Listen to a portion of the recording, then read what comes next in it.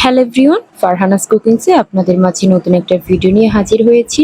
আশা করছি সবাই ভালো আছেন। তো আজকে আমি আপনাদের সাথে শেয়ার করতে যাচ্ছি পবিত্র মাহে রমজান উপলক্ষে কলমি শাকের পাকোড়া অথবা বড়া, আপনারা যে যেই নামে এটাকে ডাকতে পারেন। শুধু রমজান মাস নয়, পুরো বছর জুড়েই কিন্তু এই রেসিপিটা আপনারা বানাতে পারবেন অথবা বিকেলের নাস্তা হিসেবেও তৈরি করতে পারবেন। অনেকেই কিন্তু কলমি শাক পছন্দ করে না, বিভিন্ন ধরনের শাক খেতে চায় না। যদি এভাবে শাক দিয়ে পাকোড়া তৈরি করা হয় তাহলে কিন্তু সবাই খেতে পছন্দ করবে।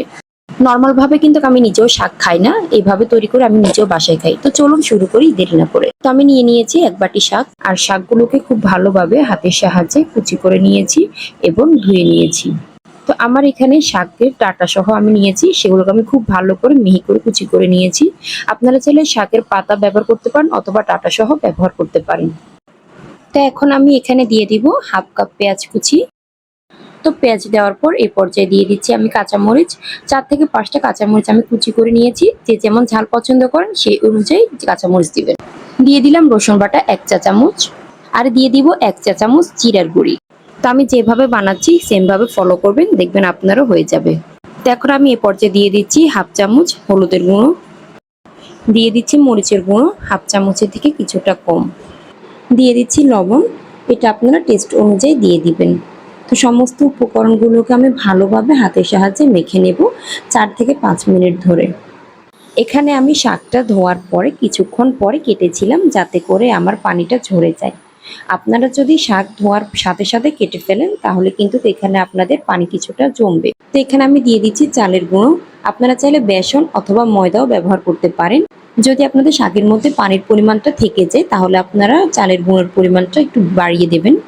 এখানে আমি কিন্তু চালের গুঁড়ি একটু একটু করে দিচ্ছি, সম্পূর্ণ দিচ্ছি না, যাতে করে বাইন্ডিংটা খুব ভালো আসে। আমি কিন্তু এখানে 1 কাপ চালের গুঁড়ি দিয়েছি, আর সম্পূর্ণ চালের গুঁড়িকে কিন্তু আমি ভাগে ভাগে দিয়েছি। তো হাতের সাহায্যে খুব ভালোভাবে মিশ্রণটা করে নিয়েছি। এখন আমি এর পরবর্তীতে যে উপকরণটা অ্যাড করব সেটা হচ্ছে চিংড়ি মাছ। তো এখানে আমি 1 কাপ চিংড়ি মাছ নিয়ে নিয়েছি, আর খুব ভালোভাবে আমি এটা ধুয়ে পরিষ্কার করে নিয়ে নিয়েছি। আপনাদের কাছে যদি চিংড়ি মাছটি না থাকে আপনারা এটা স্কিপ করতে পারেন। তো আমি এটা স্বাদ বাড়ানোর জন্য কিন্তু এখানে চিংড়ি মাছটা নিয়েছি। তো আমি এই উপকরণকে খুব ভালোভাবে শাকের সাথে মিশ্রণ করে নিয়ে নিব। তো মিশ্রণ করার পরে এখন আমি এখানে দিয়ে দিচ্ছি রুম টেম্পারেচারের একটা ডিম। ডিমটাকে আমি হাতের সাহায্যে ভালোভাবে মেখে নেব। এখানে ডিম ও চালের গুঁড়ির কারণে কিন্তু আপনার বড়াটা খুব মুচমুচে হবে। তো এখন চলে যাচ্ছি আমি চুলার মধ্যে। তা আমি চুলাটা চালিয়ে একটা পাইপিং বসিয়ে দিয়েছি এখানে, আর চুলার আগুনটাকে একদম হাই হিটে দিয়ে দেব, যাতে করে আপনার তেলটা খুব ভালোভাবে গরম হয়। তো এখানে আমি পরিমাণ মতো তেল নিয়ে নিয়েছি, আর তেলটাকে 1 মিনিট ধরে ভালো করে গরম করে নিয়ে নিতে হবে। তো এখন আমার মিশ্রণ করা বড়াগুলোকে আমি হাতের সাহায্যে গোল গোল করে এখানে দিয়ে দিলাম। এই পর্যায়ে কিন্তু আমি চুলার আঁচটা কিছুটা কমিয়ে নিয়েছি, যাতে করে কিন্তু আপনার উপরের পিঠ হলো ভিতরের অংশটা ভালো করে হবে না।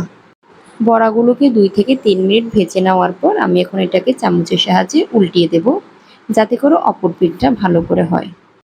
তো সম্পূর্ণ বড়াগুলোকে আমি উল্টিয়ে দেওয়ার পর এখন আমি পাইপিংকে একটু হাতের সাহায্যে নাড়িয়ে নেব। তবে এখানে কোনো কিছু ব্যবহার করা যাবে না, চামচ ব্যবহার করতে পারবে না, না হলে কিন্তু বড়াগুলো ভেঙে যাওয়ার সম্ভাবনা থাকতে পারে। তো দেখুন বড়াগুলো কিন্তু দোনো পাশ খুব ভালোভাবে হয়ে গিয়েছে। এখন আমি এগুলোকে চুলো থেকে উঠিয়ে নেব। তো আমি কিছু টিস্যুর মধ্যে বড়াগুলোকে নিয়ে নিয়েছি, যাতে করে তেলটা চুপচুষিয়ে নিয়ে যায়।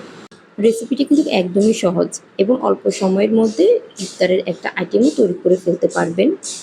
এই পাকোড়াটা কিন্তু পুরো বছর জুড়ে আপনারা তৈরি করে নিজেরা খেতে পারবেন, এমনকি নাস্তার আইটেম হিসেবেও তৈরি করতে পারবেন।